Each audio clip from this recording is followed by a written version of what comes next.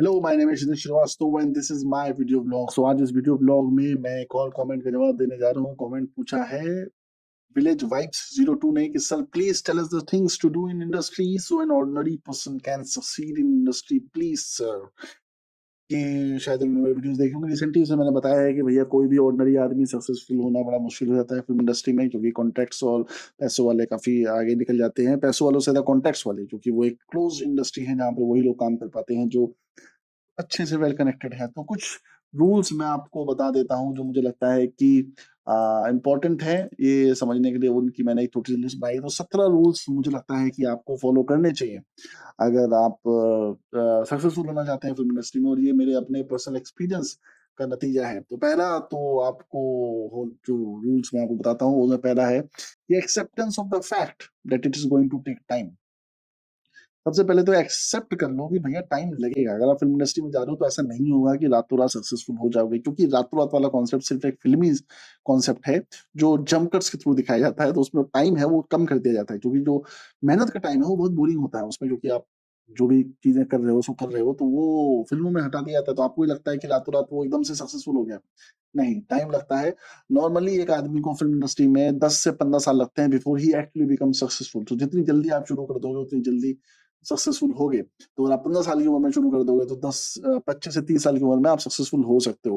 पर आपको एटलीस्ट 10 से 15 साल लगेंगे, क्योंकि 10 से 15 साल आपको कॉन्टेक्ट जनरेट करने में, लोगों से मिलने में, ये सब चीजें लगती हैं। क्या आप इतना टाइम देने को तैयार हो? अगर आप तैयार हो तो आप सक्सेसफुल हो सकते हो। किसी को कम टाइम भी लगता है अगर वो टीवी में घुसते हैं या फिर ऑडिशन में उनका लक क्रैक कर जाता है। पर आपको ये चीज ध्यान रखनी पड़ेगी, जितनी सक्सेसफुल स्टोरीज आप पढ़ रहे हो उसके पीछे हजारों अनसक्सेसफुल स्टोरीज भी हैं जो आपको नहीं पता है, जो तभी पता चलेंगे जब आप मुंबई के सर्किट में घूमोगे। तो आपको पता चलेगा ये हर एक सक्सेसफुल एक्टर के पीछे करीब 10,000, 20,000, 1 लाख से ऊपर फेल्ड एक्टर खड़े हुए हैं।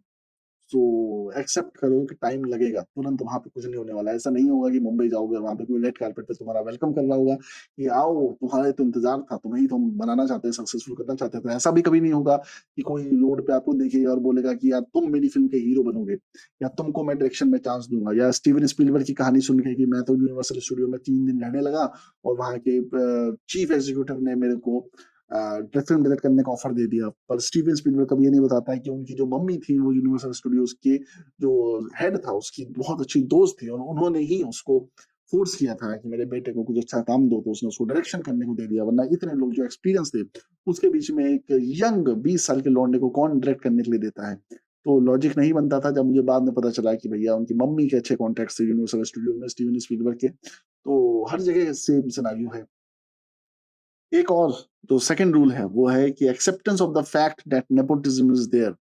ये बहुत समझना जरूरी है। जो नेपोटिज्म की डिबेट होती रहती है ना कि नेपोटिज्म है, नेपोटिज्म है, नेपोटिज्म सिर्फ यहाँ नहीं है, नेपोटिज्म हर जगह है। नेपोटिज्म दुनिया के अलावा हमारे दिमाग के अंदर भी है। अगर मेरे चाचा का लड़का मेरे पास आता है और तुम में से कोई एक अजनबी आदमी मेरे सामने आता है और आके मुझसे कहता है मुझे हीरो बना दो, तो मैं भी अपने चाचा के लड़के को पहले लॉन्च करूंगा, बजाय इसके कि हो सकता है तुम ज्यादा टैलेंटेड हो। तो कहने का मतलब ये है कि नेपोटिज्म हमारे अंदर ही है। हमारे माँ बाप हमेशा हमको फेवर करेंगे, हम हमेशा अपने भाइयों को, बहनों को, इनको फेवर करेंगे। तो ये एक नेपोटिज्म बेसिक ह्यूमन नेचर है। तो इसको आप गलत तरीके से नहीं ले सकते। मैं पहले इसको बहुत गलत समझता था, पर बाद में मुझे समझ में आया कि मैं भी उन सर्कमस्टांसेस में वही करता जो वो लोग कर रहे हैं। तो उसमें कुछ गलत नहीं है। अगर मुझे पता चले कि एक बिजनेस है, उस बिजनेस को मैंने स्टैब्लिश किया है और उस बिजनेस पे मुझे एक हेड चूज करना है, तो मैं अपने बेटे को या अपने रिश्तेदार को ही चूज करूंगा, क्योंकि मुझे उस पर ही भरोसा है। भाई अनजान आदमी में तो ना भरोसा करूंगा। कल को मेरी कंपनी लेके चला गया वो, क्यों करूंगा मैं ऐसा? तो अगर करण जौहर, फरहान अख्तर अपने जानने वालों को ही काम देते हैं तो उसमें उनकी यहाँ पे कुछ गलत नहीं है। आप इसलिए इरिटेट होते हो क्योंकि आपको वहां पे मौका चाहिए और आप अनड्यू फोर्स करते हो। ये तो वही बात हो गई, आप मुकेश अंबानी से बोलो कि नहीं तुम अपने बेटे को सीईओ क्यों बना रहे हो, मुझे सीईओ क्यों नहीं बनाते, मैं भी बहुत क्वालिफाइड हूँ, मैंने भी तो एमबीए किया है। तो अनिल अंबानी, मुकेश अंबानी के बेटे ने भले ही स्टैनफोर्ड से एमबीए ना किया हो या हार्वर्ड से ना पढ़ा हो या कहीं बॉस्टन से ना पढ़ा हो या ऐसे किसी बड़े इंस्टीट्यूट ऑक्सफोर्ड से, कैम्ब्रिज से ना पढ़ा हो, तो सीईओ तो उसी को बनाएगा ना, भाई बेटा है उसका। तो द क्वालिफिकेशन डजंट मैटर। तो वो जो कहानी सुनाई जाती है हमको दुनिया भर में, qualification is the most important thing, नहीं, contact is the most important thing. Qualification is necessary to become a servant of in a company. So जो उस चीज को बहुत ग्लोरीफाई किया जाता है, जैसे आईएएस पीसीएस की जॉब्स हैं, वो भी सब सर्वेंट वाली ही जॉब है, तो अंग्रेजों ने शुरू की थी, इंडियन इंपीरियल सर्विस से शुरू हुई थी। और वैसे ही किसी भी कंपनी में आप काम करते हो तो आप बेसिकली वर्कर की तरह ही काम करते हो, ओनर की तरह काम नहीं करते हो। ओनर कोई और होता है और ओनर ही चूज करता है कंपनी में कौन हेड बनेगा। हर जगह सिमिलर है। तुम जुडिशरी में चले जाओ, तुम कॉर्पोरेट्स में चले जाओ, तुम बिजनेस में चले जाओ, तुम गवर्नमेंट जॉब्स में चले जाओ, कहीं चले जाओ, दुनिया किसी एरिया में चले जाओ, nepotism is there. So accept it and then plan your strategy, because once you accept it then the solution will start coming inside your mind कि अब मैं क्या नया अप्रोच लूं इस चीज को बीट करने के लिए। थर्ड पॉइंट है acceptance of the fact that money is highly important. बहुत सारे लोगों को ऐसे कैलेंडर ज्ञान मिलते हैं। कैलेंडर ज्ञान मतलब कि जो कैलेंडर पे लिखे रहते हैं ना, वो गांव देहात में, उसमें कि ऐसा छोड़ा हुआ तीर वापस नहीं आता, और टूथपेस्ट से निकला क्या टूथपेस्ट निकला हुआ वापस टूथपेस्ट के डब्बे में नहीं जाता। ऐसे कुछ कुछ ज्ञान लिखे रहते हैं कैलेंडर्स पे, वो छापने के लिए छाप देते हैं। तो उसी में एक चीज होता है कि पैसे से खुशियां नहीं खरीदी जा सकती। तो जैसा कि मैं बोलता हूँ, पैसे से ऑफकोर्स खुशियां नहीं खरीदी जा सकती, क्योंकि पैसा खुशियां खरीदने के लिए है भी नहीं। पैसा ट्रांजैक्शन के लिए है, और उसके लिए और उसी के लिए बढ़िया है, पर वो होना चाहिए आपके पास ताकि आप ट्रांजैक्शन कर सको और अपने आप को खुश रख सको। हाँ, हैप्पीनेस से खुशी नहीं आएगी, उससे रिलेशन का कोई मतलब नहीं है। रिलेशन आपके पैसे के बाद भी नहीं बनेंगे, उसके लिए अलग चीजें आपको करनी पड़ती है। तो ऐसा मत सोचना कि पैसा आने के बाद आपके रिलेशन अच्छे हो जाएंगे, लाइफ अच्छी हो जाएगी, नहीं, वो आपको खुद ही करनी पड़ेगी। पैसा होने से बस ये होगा कि आप बड़े से घर में अच्छे से कमरे में बैठ के एसी में परेशान हो सकोगे, तो इसलिए वो जरूरी है। पैसा आने की वजह से लोग आपकी इज्जत ज्यादा करेंगे, पैसा आने की वजह से आप छोटे मोटे क्राइम करोगे तो बच भी जाओगे। पैसा आने की वजह से आप बहुत सारी चीजों को अपने हिसाब से, अपनी इच्छा के हिसाब से कर सकते हो। अपनी कंपनी खोलना चाहते हो, खोल सकते हो, अपनी फिल्म बनाना चाहते हो, बना सकते हो, अपने आप को लॉन्च करना चाहते हो, कर सकते हो। तो अलग सी इंडिपेंडेंस आती है पैसे से। और पैसे की रिस्पेक्ट हर जगह है, बहुत ज्यादा है।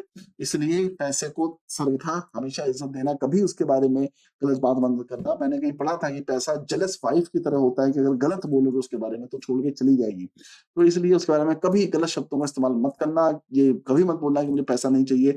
हमेशा बोलना है कि मुझे पैसे से बहुत प्यार है, पैसा मेरी नीड है, पैसा मुझे चाहिए, I desire money, I love money, I want money. Keep on saying that and you will get the money.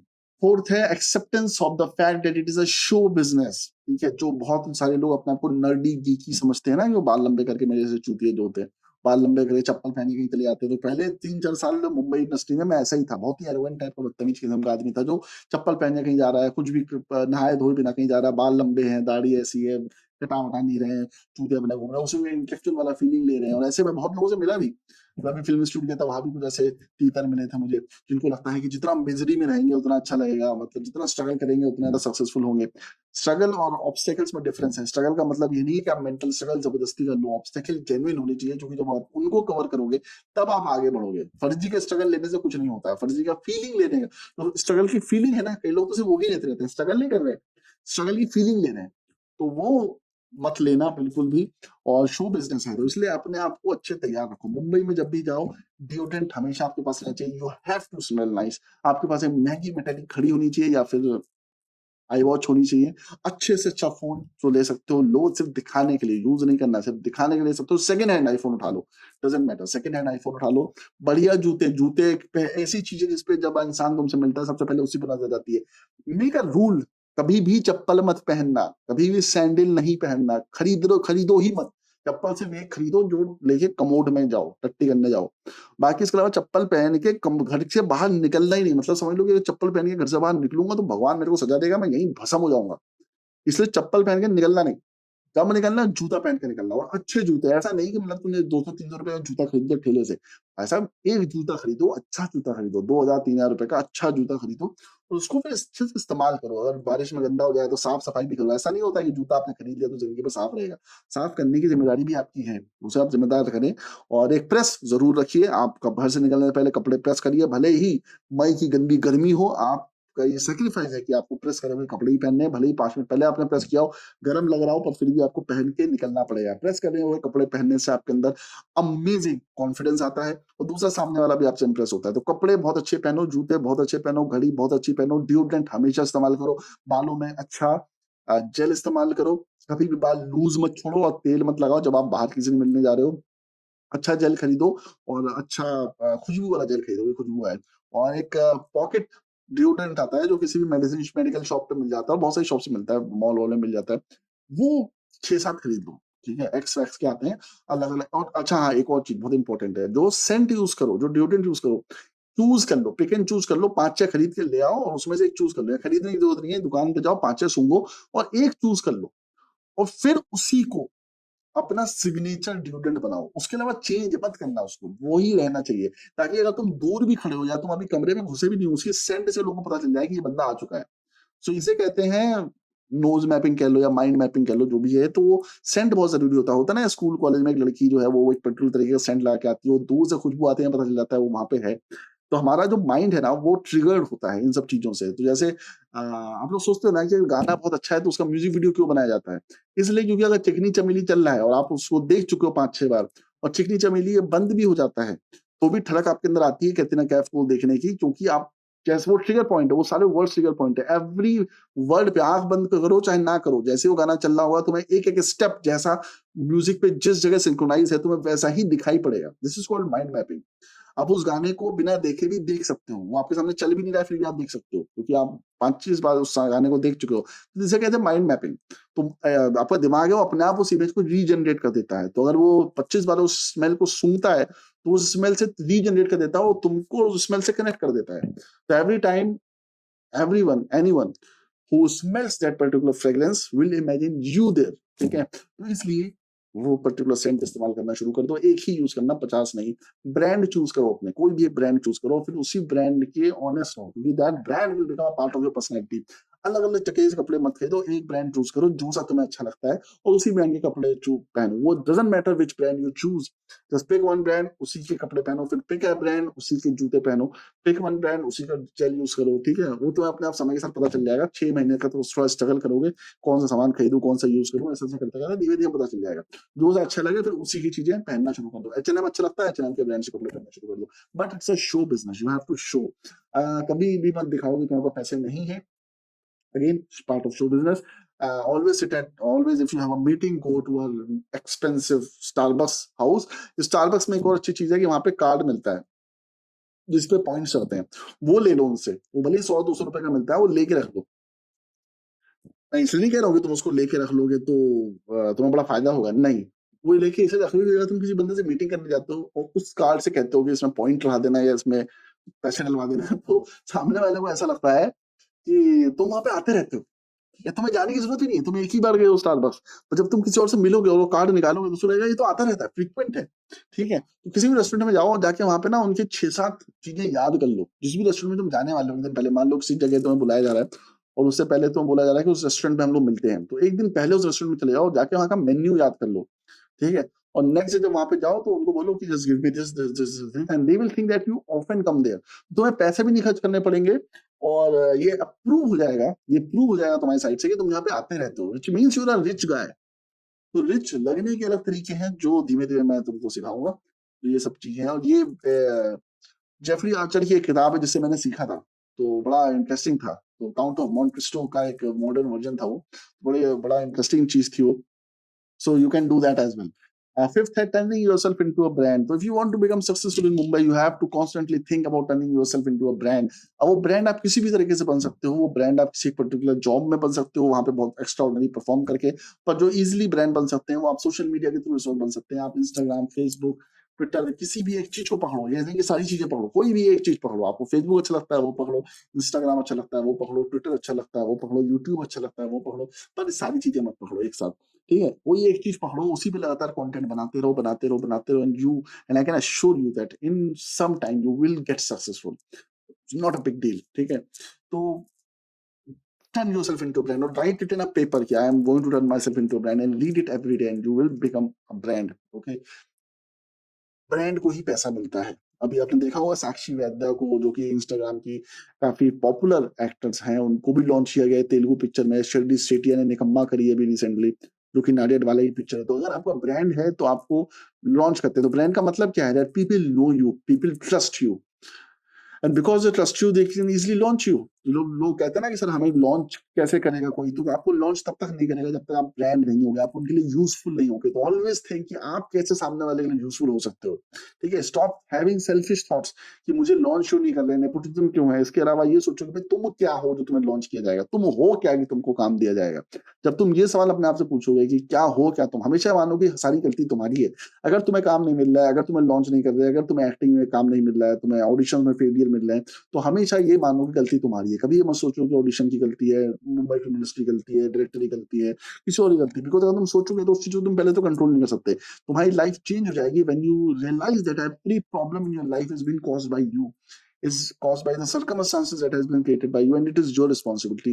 Every time some fuck up happens in your life, just say to yourself, it is my fault. And then your mind will figure out a solution to solve it. But till you keep blaming other people, your mind will never find the solution, because blaming is an art of letting go of your own problems and shifting it to other people. तो basically गलती हमेशा आपकी होती है, पर आप उसको किसी और को ब्लेम कर देते हो, उससे आपके माइंड को सेटिस्फेक्शन मिल जाता है, अरे मेरी तो गलती नहीं, मुझे उस बारे में कुछ करना नहीं है, मैं तो बहुत अच्छा इंसान हूँ, मैंने तो बहुत अच्छी परफॉर्मेंस दी थी, सामने वाले ही चूतिया है, पूरी दुनिया ही चूतिया है, मैं ही सबसे इंटेलिजेंट हूँ। इस चक्कर में आप कभी इंप्रूव नहीं करते, तो इंप्रूवमेंट खत्म हो जाता है। तो वो इंप्रूवमेंट बचा के रखना। 6, helping a lot of people without any expectation return. अब ये थोड़ा सा गीता टाइप का ज्ञान लगता है, पर ये एक्चुअली बहुत वर्क करता है। ब्रांड बनने के लिए आपको मदद करनी पड़ती है। गॉडफादर पार्ट 2 देखो, उसमें रॉबर्ट डिनेरो जाके लोगों की मदद करता है और जिसकी वजह से वो गॉडफादर बन जाता है। तो ये चीज समझनी बहुत जरूरी है। आप मारियो पुजो की गॉडफादर पढ़ो, उसमें गॉडफादर या माफिया बनने का पहला रूल ये है कि लोगों की मदद करो। अगर आप लोगों की मदद करोगे तो आप उनसे बाद में फेवर एक्सपेक्ट कर सकते हो, पर यहाँ मैंने लिखा है कि फेवर ही एक्सपेक्ट मत करो। ठीक है, क्योंकि फेवर एक्सपेक्ट करने में क्या होता है कि आप डिस्ट्रैक्ट हो जाते हो, एंग्जाइटी होती है, और सामने वाला होता है कभी कभी रिस्पॉन्ड ना करे। तो अगर आपने 50 लोगों की मदद करी है तो 25 लोग आपकी मदद को आएंगे, 25 लोग नहीं आएंगे। तो जो 25 लोग नहीं आए हैं उनसे एक्सपेक्टेशंस रखो ही मत। तो 25 लोग आएंगे उनसे भी मत रखो, वो अपने आप ही रैंडमली आपकी मदद करेंगे। तो आपको बिल्कुल भी ये सब चीजें सोचने की जरूरत नहीं है। अगर कोई आपकी मदद करना, आप किसी की मदद कर सकते हो करो, अगर आप एक्टिंग फ्री में कर सकते हो करो, किसी घर का ताला खराब हो गया आप मदद कर सकते हो करो। ये याद रखो कि बेंड उतना ही करना है कि सामने वाले के नौकर या चूतिया ना बनो। ठीक है, ये अपना पैसा दे दिया सामने वाले को, बांट दिया सारा पैसा उसका, चूतो तेरे घर में बैठे हुए रेंट कहाँ से दे, उतना भी नहीं करना है। मतलब इतना नहीं करना, इतना मत झुकना कि सामने वाला गांड ही मार ले, पर उतना झुको कि सामने वाले की मदद भी हो जाए और तुम्हारा ईगो, सेल्फ रिस्पेक्ट और जो इज्जत है वो भी बरकरार रहे। बस उतना ही आपको अपनी लोगों की मदद करनी है। और जितना लोगों की मदद कर सकते हो करो, जिस लेवल पे जाकर मदद कर सकते हो करो, ताकि उनकी लाइफ बेटर हो सके। ठीक है, repetition of the same act and sticking to it for a long time was one of the most important thing. Repetition of that क्या होता है, लोग शफल करते रहते हैं, इधर सुधर इधर सुधर इधर सुधर इधर उधर शफल करते रहते हैं। मैं तो खैर मास्टर हूँ शफलिंग का, इधर सुधर चुतिया पे करता रहता हूँ। But repetition of an act for a very long time is what makes a person successful. जैसे मैं ये वीडियोस बना रहा हूँ, इसके पीछे कहीं ना कहीं यही रीजन था जब मुझे थ्योरीज पता चली कि if you keep on doing something for a very long time you become a very good in that particular thing. So if I am speaking again and again in a particular topic या किसी भी चीज पे, मैं मतलब सोचो मैं script नहीं लिखता हूँ, मैं बकवास करता रहता हूँ आधे आधे घंटे तक। तो इतना कैपेबिलिटी है मेरे अंदर, ये डेवलप की है मैंने समय के साथ, कि मैं आधे घंटे तक बिना किसी स्क्रिप्ट के बकवास कर सकता हूँ। और बहुत सारे लोग हैं जो सुनते भी हैं, बहुत सारे लोगों को बोरिंग भी लगता है, छोड़ के चले जाते होंगे, बट काफी लोग सुनते हैं।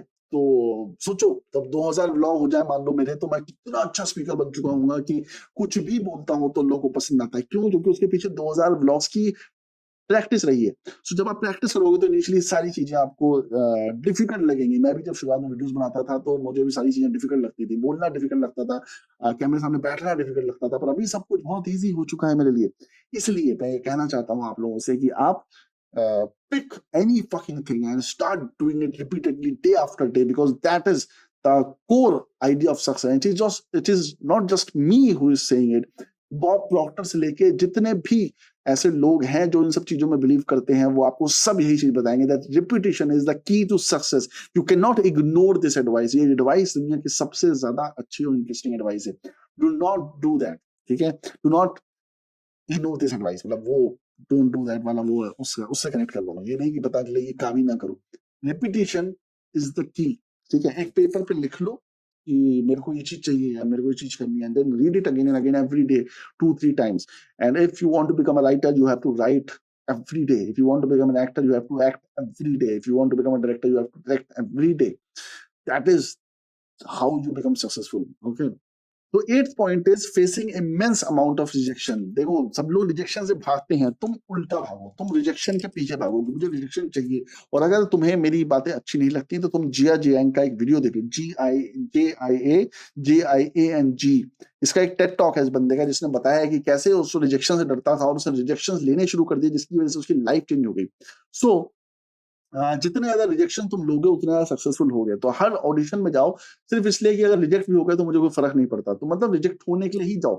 अब उसमें होगा क्या कि मान लो तुमने 1000 ऑडिशन दिए, तो तुम हर जगह तो रिजेक्ट नहीं हो सकते ना, क्योंकि प्रोबेबिलिटी ये है कि if you go to 100 audition and perform 100 times 1000 times then you become better at what you are doing. They can not always reject you. और जाहिर सी बात है मुंबई में कास्टिंग डायरेक्टर्स मुश्किल से 50-60 होंगे, तो अगर तुम 1000 बार ऑडिशन दे रहे हो तो तुम उनके सामने बार बार आ रहे हो, और एक कनेक्टिविटी फैक्टर बन जाता है। तुम एक कैसेट डायरेक्टर के पास बार-बार जाते हो तो फिर वो तुमको काम देना शुरू कर देगा।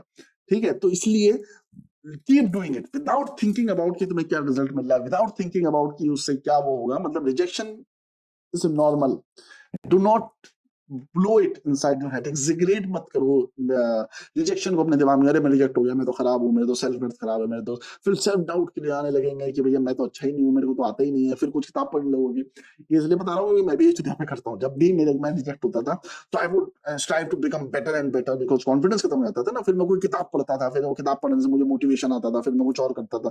फिर ये गलत था, ये नहीं करना चाहिए था। अगर आप सक्सेसफुल होना चाहते हैं तो रिजेक्शन जितने ज्यादा हो उनको फेस करो, that is the core idea. ठीक है? 9th, knowing about the industry. मैंने बहुत लोगों का देखा है कि उनको इंडस्ट्री के बारे में नहीं पता, उन्हें उस डायरेक्शन में जाना, उन्हें डायरेक्टर के बारे में नहीं पता, वो ना उन्होंने डायरेक्शन की किताब पढ़ी, ना कुछ फिल्म डायरेक्ट करी, ना कुछ किया खुद से, ना कुछ स्टेप्स लिए, and they are always waiting for someone to come and help them. उनको कुछ पता ही नहीं इंडस्ट्री के बारे में। अगर कास्टिंग डायरेक्टर बनना है तो कास्टिंग के बारे में नहीं पता, प्रोड्यूसर बनना है तो प्रोड्यूसर के बारे में नहीं पता, आपको पता ही नहीं है। और सारी चीजें इतनी इजिली अवेलेबल है कि मुझे आश्चर्य होता है कि आप क्यों नहीं गूगल पे जाके सारी चीजें पता कर लेते हो। जैसा ना मुझे एडवर्टाइजिंग एजेंसीज के नाम बता दो, अरे मैं मतलब इतनी देर कभी कभी गुस्सा आती है ना, मतलब लैब वो तो फोन के अंदर जाके थप्पड़ मारो खींच के। मतलब कि सोचो, advertising agencies names, advertising agencies India, Google करो, सब कुछ सामने है। तो सबके पास मोबाइल है। अभी तो ये भी बहाना नहीं कि मेरे पास मोबाइल नहीं है, इंटरनेट नहीं है। जियो ने इंटरनेट हर किसी को दे दिया, सबके पास मोबाइल है, सबके पास इंटरनेट है, इजी टू। पर नहीं, मेहनत नहीं करनी है, कोई और हमें मेहनत करके हमको दे दे। इसी को सर्विस इंडस्ट्री कहते हैं। मैं चाहूं तो ये कर सकता हूँ कि मैं एडवर्टाइजिंग एजेंसी की लिस्ट बना दूं और कहूँ कि मैं 100 रुपए में बेच रहा हूँ, खरीद लेंगे लोग। चूतियों कभी थोड़ा ना खरीद लेंगे उसको भी। पर मैं क्यों करूं, मेरे पास अपने काम भी करने के सब काम बचा है, मेरे पास यही सब चूतिया पे करता हूँ 100 रुपए के लिए हट। ठीक है? एनीवेज, 10th पॉइंट, हाँ तो सॉरी 9th पॉइंट पे एक बार लास्ट मोमेंट में बोलना चाहता हूँ कि भैया know about industry that you are getting in. तुम कोडिंग में जा रहे हो तो कोडिंग इंडस्ट्री में जानो, तुम गूगल में जा रहे हो तो गूगल के बारे में जानो, माइक्रोसॉफ्ट में जा रहे हो माइक्रोसॉफ्ट के बारे में जानो, एडोबी में जा रहे हो एडोबी के बारे में जानो, यशराज में जा रहे हो यशराज के बारे में जानो। As much information as you can find about that particular company before going to that company और before going to that field is going to only help you, if nothing else. 10th point है learn English. बाकी चाहे लोग चुतिया पे ये कोई idealistic मोलिस्टिक ethical बातें करें, मैं तुमको सच्चाई बताता हूँ भाई, अंग्रेजी आनी चाहिए तुमको, इसमें कोई डाउट नहीं है। कैसे सीखते हो मुझे घंटे से फर्क नहीं पड़ता, वो 90 दिनों वाला कोर्स करते हो, 45 दिनों वाला कोर्स करते हो, दिन भर बैठ के यूट्यूब वीडियोस देखते हो इंग्लिश के, या फिर इंग्लिश की किताबें पढ़ते हो, या फिर इंग्लिश के शोज देखते हो, या तुम अखबार पढ़ते हो, या फिर किसी के यूट्यूबर जो इंग्लिश के हैं उनके वीडियोस देखते हो, या फिर खूबसूरत खूबसूरत लड़कियां हैं जो इंग्लिश पढ़ाती हो उनके वीडियोस देखते हो। मुझे किसी चीज से कोई फर्क नहीं पड़ता, मुझे सिर्फ इस चीज से फर्क पड़ता है कि तुम्हें इंग्लिश आनी चाहिए अगर तुम मुंबई फिल्म इंडस्ट्री या किसी भी इंडस्ट्री में जाना चाहते हो। बिकॉज अगेन शो ऑफ की इंडस्ट्री है, जितना तुम अंग्रेजी में बकचोदी करोगे उतना ज्यादा तुम सक्सेसफुल होगे, और वहां पे लोग तुम्हें जज करेंगे तुम्हारे प्रोनाउंसिएशन से। तुम्हारे प्रोनाउंसिएशन में तुमको टोक भी देंगे कि तुम ऐसे नहीं, इसको ऐसे बोलते हैं, इसको बिस्कुट नहीं इसको बिस्किट बोलते हैं, इसको स्लिपर नहीं इसको स्लिपर बोलते हैं। तो ऐसे ऐसे चुतियापा कर देंगे एंड तुम उनका मुंह देखते रहोगे अवाक होके कि ये क्या चुतियापा है। बट ऐसा होता है, मतलब हर एक शब्द पे बकचोदी होगी। तुमको फ्रेंच वर्ड इस्तेमाल कर लोगे उनको दिखाने के लिए तुम कितने इंटेलिजेंट हो, कहेंगे ऐसे नहीं होता ऐसे होता है, बॉन एपेटी नहीं होता बॉन एपेटिस होता है। ये सब चीजें यहाँ पे चलते रहते हैं। मतलब तुम कुछ भी बोलो तुम गलत ही हो गए इंग्लिश बोलने में, बिकॉज सामने वाले को ना वो सुपीरियोरिटी वाली फीलिंग चाहिए होती है तुम्हें गलत साबित करके। ये तो तुम कुछ मेहनत कर लो, पर जहां तक है मेहनत करते रहो, अपनी अंग्रेजी अच्छी करते रहो, कुछ 20 भोकाली शब्द सीख लो, उसी को बार बार रिपीट करते रहो, it doesn't matter, and be very casual about it. Again जैसा कि मैंने बोला कि मुझे घंटे से फर्क नहीं पड़ता तुम अंग्रेजी कैसे सीखते हो, तुम्हें सीखना है और तुम्हें सीखना है तुम्हारे लिए मस्ट है। कैसे सीखते हो मुझे नहीं पता, अपने देखो। 11th, stop talking about your background and nag about your parents. साले जितने लोग मुझे फोन करते हैं सब यही रोते रहते हैं, पैसा नहीं है, कनेक्शन नहीं है, माँ बाप कैसे हैं, हम गरीब हैं सर, हमारा ये हालत है, हमारी एक विधवा माँ है, गरीब बाप है, मैं लकड़ी उठा के लाता हूँ, आँख में डालता हूँ, आग जलाता हूँ, खाना बनाता हूँ, गाँव को खिलाता हूँ। सबकी भाई साहब एक सॉब स्टोरी चलती रहती है और मैं सुन सुन के परेशान हो जाता हूँ, क्योंकि मैं भी कोशिश करता हूँ मैं निगेटिव लोगों से ना सुनूं। कोई भी एक आदमी मुझे फोन करके नहीं बोलता सर मैंने ये कर दिया, मैंने मतलब मैंने तो फोड़ दिया आपकी एडवाइस से, मैंने तो ये कर दिया। बहुत कम लोग ऐसा करते हैं, ऐसा नहीं कि नहीं करते, बहुत लोग हैं जिन्होंने शॉर्ट फिल्म बना दी, किसी को बहुत बड़े प्रोडक्शन हाउस में काम मिल गया। पर मेजर वैसे नहीं है, मेजर वैसे हैं जो सिर्फ रोते रहते हैं, सर हमारे पास ये नहीं है, हमारे पास वो नहीं है, हमारे पास वो नहीं है, हमारे पास वो नहीं है, हमारा घर ऐसा, हमारा वो ऐसा। So stop doing that because no one gives a fucking shit about it. मैं तो बिल्कुल ही नहीं देता, मुझे तो घंटा फर्क नहीं पड़ता। वो क्यों पड़ेगा भाई, मैंने तुम्हें देखा नहीं, मैं तुम्हें जानता नहीं, तुम लोग किस बात की सिंपैथी एक्सपेक्ट कर रहे हो? कोई भी नहीं करोगे। मैं प्रॉब्लम्स बताऊंगा, तुम करोगे अपनी सिंपैथी एक्सपेक्ट? नहीं करोगे ना। तो ऐसे ऐसे लोग हैं जो आके मतलब कि सर हमें पैसा दे दीजिए, सर हमें ये जॉब चाहिए, हमें मतलब नौकरी चाहिए, हमें ये पैसा चाहिए, वो पैसा चाहिए। अबे तुम अपनी जेब से 500 रुपए निकाले किसी की हेल्प नहीं कर सकते हो, दूसरों से एक्सपेक्ट करते हो कि तुम्हें कुछ नहीं आता और तुमको जॉब देना भी शुरू कर दे। तुम्हारे लिए तुम चाहते हो लोग तुम्हारी पूरी हेल्प करें, पर तुम लोगों की घंटा हेल्प ना करो। तो ये ना सेल्फिश एटीट्यूड है कि लोग हमारे लिए क्यों नहीं करते, क्यों नहीं हमें प्रोड्यूसर में काम दे देते हैं। अरे आपको जब आता ही कुछ नहीं है तो आपको क्यों काम दिया जाएगा? और दूसरी बात है, रोते रहते हो पूरे टाइम, सर मैं तो गरीब हूँ, मैं तो ये हूँ, मैं तो कनेक्शन नहीं, मैं तो ये है, मुंबई इंडस्ट्री बहुत खराब है, दुनिया बहुत खराब है, ऐसा चल रहा है, मोदी ने ये कर दिया, उसने वैसा कर दिया, ब्रिटेन ने ऐसा कर दिया, और रशिया यूक्रेन वॉर चल रही है। तो आप रोते रहते हो। तो पहले तो निगेटिविटी अपनी लाइफ से हटाओ, ये समझने की कोशिश करो कि तुम्हारे जो माँ बाप है दुनिया के सबसे अच्छे माँ बाप है। अपनी कैपेसिटी में उन्होंने जो भी तुम्हारे लिए किया है वो बहुत ज्यादा है, और तुम उनका ऋण जिंदगी भर चुका नहीं सकते। तो इसे चुकाने की कोशिश भी मत करना, और इसलिए उनको हमेशा प्रेम की और आदर की, रिस्पेक्ट की नजर से ही देखो, क्योंकि इससे ज्यादा चुतिया पे कोई चीज नहीं होती कि आप अपने बाप माँ बाप को ही ब्लेम कर रहे हो अपनी डेस्टिनी के लिए। अरे आपने कौन से एफर्ट किए हैं जो आप उनको गाली दे रहे हो? उन्होंने तो आपके लिए जितना कर सकते थे उससे ज्यादा ही करने की कोशिश की है, जो उनकी कैपेबिलिटी थी। नहीं है वो अंबानी, समझ में आता है, पर हर कोई अंबानी नहीं हो सकता। अंबानी भी अपने बच्चों के लिए उतना ही करेगा जितना वो कर सकता है। तो कहने का मतलब ये है कि हर माँ बाप अपने आप में इतने सक्षम होते हैं कि अपने बच्चों के लिए जो हो सके उससे ज्यादा ही करने की कोशिश करते हैं। तो गाली बकना पहले तो बंद कर दो। दूसरी बात है, तुम्हारी जो सिचुएशन है, जो बैकग्राउंड है, उससे घंटा किसी को फर्क नहीं पड़ता। तो stop talking about it, stop seeking sympathy. दुनिया का सबसे झाटू काम अगर कोई हो सकता है तो वो है सिंपैथी लेना। लेना बंद कर दो, वो बिल्कुल लेने की जरूरत नहीं है। स्टॉप टॉकिंग अबाउट, अच्छा इस बारे में बात कर चुका हूँ पहले, मैं बता भी चुका हूँ कि कैसे प्रैक्टिकली मैंने अपने बैकग्राउंड और अपने प्रॉब्लम्स को लोगों को बताया था, और उन्होंने मेरे से बात करनी बंद कर दी। Because when you start talking about your problems ना, you appear as a negative person, a nagging person, a complaining person, और तुम्हारा वो एटीट्यूड उनको हर जगह दिखेगा। उन्हें समझ में आ जाता है यार इसको सेट पे लेंगे, ये साला पकाएगा बैठ के, इसको भगाओ यहाँ से। इसलिए stop doing that, stop talking about your problems and solving, start solving others problem. ये उसी प्रॉब्लम का जो मैंने पहले बताई थी उसी का एक हिस्सा है कि अपनी प्रॉब्लम्स पे फोकस करना बंद करो, दूसरों की प्रॉब्लम्स पे फोकस करना शुरू करो। आपके पास तो बहुत प्रॉब्लम्स है, मुझे समझ में आता है, पर वो प्रॉब्लम्स मोस्टली मेंटल है जो आपने बनाई हुई है। तो दूसरों को हेल्प करना शुरू करो, दूसरों की प्रॉब्लम सॉल्व करना शुरू करो, आपकी प्रॉब्लम अपने आप सॉल्व हो जाएगी। जितना आप दूसरों को मदद करोगे उतना ज्यादा आप ब्रांड बनोगे, क्योंकि उतना ज्यादा लोग आपको जानेंगे, वो 50 लोगों को बताएंगे कि यार उस आदमी ने मेरी मदद की थी। That's how you will increase your network. लोग पूछते ना कॉन्टैक्ट कैसे बनाए, नेटवर्क कैसे बनाए? Help others. If you help others, a network will always be created for you. That is a miracle that you will see if you start helping other people. बहुत underrated advice है ये, पर भाई इस बात को मानो तुम बहुत सक्सेसफुल हो जाओगे। 13th, by being an asshole self-loving narcissist, help करनी है सब लोगों की, पर अपने आप से प्यार बहुत करना है। अनिल कपूर का भी तुमने शो देखा होगा, कपिल शर्मा वाला, जिसमें वो बार बार कहता है कि, जिसमें सब लोग उसका मजाक उड़ाते हैं कि I am the best, I am the best, I am the best, हमेशा करता रहता है। शाहरुख खान भी हमेशा आई एम द बेस्ट करता रहता है, कपिल शर्मा भी अपनी बहुत इज्जत करता है। तो एक आदमी जो अपनी इज्जत नहीं कर सकता है, उस आदमी की दुनिया में कोई इज्जत नहीं करेगा। ये चीज समझ लो, जब तक तुम अपनी इज्जत नहीं करते हो, अपनी एग्जिस्टेंस की, अपनी बॉडी की, अपनी शक्ल की, अपने फेस की इज्जत नहीं करते हो, सामने वाला कभी तुम्हारी इज्जत नहीं करेगा। तुम्हें लगता है कि तुम अगली हो, देखने में गंदे हो, तो दूसरे को भी वही परसीव होगा। तुम्हारी बॉडी ही रेडिएट करती हो थॉट जो सामने वाला तुमको बोलता है बेसिकली। तो साइकोलॉजिकली हम आसपास के सारे लोगों को मैनिपुलेट करते हैं वो बोलने के लिए जो हम चाहते हैं कि वो बोले, और हमें लगता है कि यार इतना कड़वा क्यों बोल रहा है, because you wanted him to say something like that. ठीक है? Basically, if you have self-worth, if you think that you are a very beautiful looking guy, people will start seeing that inside you. It doesn't matter how you look. Your look is again a perception. सो पहले अपनी इज्जत करना सीखो, अपने आप को बार बार शीशे में खड़े होकर दिन में सुबह दोपहर शाम 3 बार बोलो कि I am the best, I am the most good looking handsome man in the world, I can do anything, I am improving every day, no one can deny me anything, I have a magnetic charm, I have a man of charisma. ये रोज बोलोगे जब तुम, तो तुम्हारी life में changes आने शुरू होंगे। Trust me on this, your words, तो वर्ड्स तुम बोलते हो ना उसमें बहुत पावर्स होती है। जब तुम अपने माइंड को कन्विंस कर लोगे कि तुम बहुत ही कमाल के आदमी हो, तो तुम्हारी लाइफ में मिरेकल्स होना शुरू हो जाएंगे। तो अपने आप को पहले कन्विंस करो, दूसरों की जय से पहले खुद की जय करो, अपनी जय करना सीखो। जब अपनी जय करना सीख जाओगे, जिंदगी में बहुत सफल हो जाओगे। उसके बाद 14वां पॉइंट आता है डेवलपिंग स्ट्रॉन्ग आई कांटेक्ट। अब की ऐसी एडवाइस है जो शायद आपको कोई देगा नहीं, पर मैं दे देता हूँ। स्ट्रॉन्ग आई कांटेक्ट बहुत जरूरी है। बहुत सारे लोग जब मीटिंग में जाते हैं तो वो मोबाइल पे देखने लग जाते हैं, इधर उधर देखते रहते हैं, जहां से समझ में आता है कि इसको इंटरेस्ट नहीं है बात में। जब भी आप किसी मीटिंग में जाओ, जब भी आप किसी से बात करो, तो अपना मोबाइल कभी टच मत करो, उसकी आंखों में आंख देखो। अब आंख में आंख देखने में प्रॉब्लम ये होती है कि आप उतना स्टेयर नहीं कर पाते, क्योंकि आपका स्टेयर स्ट्रॉन्ग है नहीं, आपके अंदर इनकॉन्फिडेंस है और आप उस डील को लूज कर देते हो। तो उसका सिर्फ एक ही तरीका प्रैक्टिस करने का, एक पॉइंट बना लो अपने घर में, उसको देखा करो 15-15 मिनट तक बिना पलक झपकाए।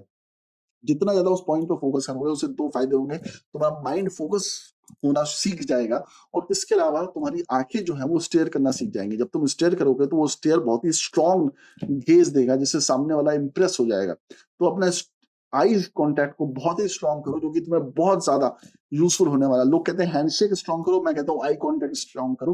हाथ मिलाने की जरूरत ही नहीं पड़ेगी, वैसे भी कोरोना के बाद आजकल कोई हाथ मिलाता नहीं है। Eyes are what communicate most of the things. अगर तुम्हें एक्टर ही बनना है, डायरेक्टर ही बनना है, कुछ भी करना है, तो अपनी आंखों को बहुत स्ट्रॉन्ग रखो। तुम्हें पता ही होगा कि कई बार आंखों से लोग बातें कर लेते हैं, आंखों से कई बार लोगों को डराया जा सकता है। तुम किसी तो देखो वो डर जाएगा, तो वो आंखें बहुत ज्यादा इंपॉर्टेंट है, because those eyes communicate so much to other human beings.